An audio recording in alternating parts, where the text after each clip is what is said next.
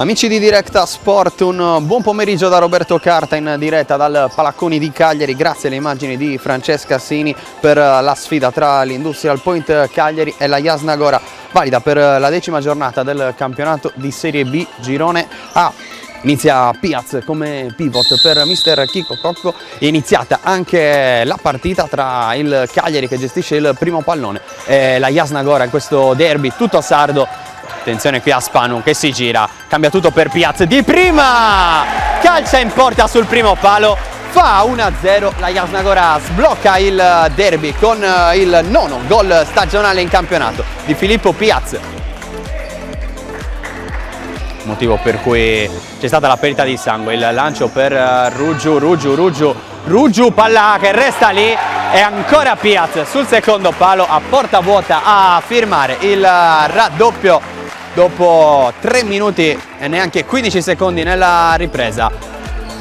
A freddo è entrato Cossu e si è visto subito subire il gol del 2-0.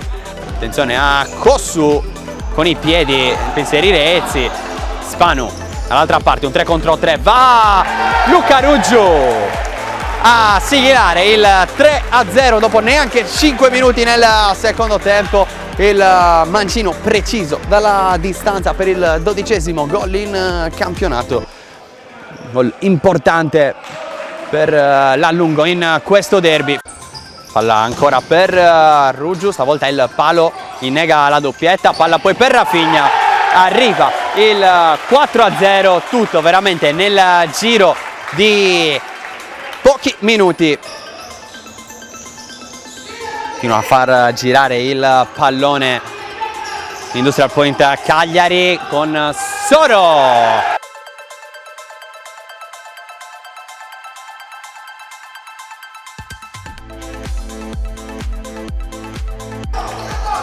Deve tornare adesso a difendersi, palla fuori per l'Intas, il piazzato col mancino, palla intercettata, c'è Spanu a porta vuota, trova il 6-0, c'è gloria anche per il capitano della Jasnagora con un altro gol a porta vuota. Palla all'indietro per Ezzi e far trascorrere così gli ultimi secondi rimasti sul cronometro di un derby che ha visto trionfare la Jasnagora 6-0.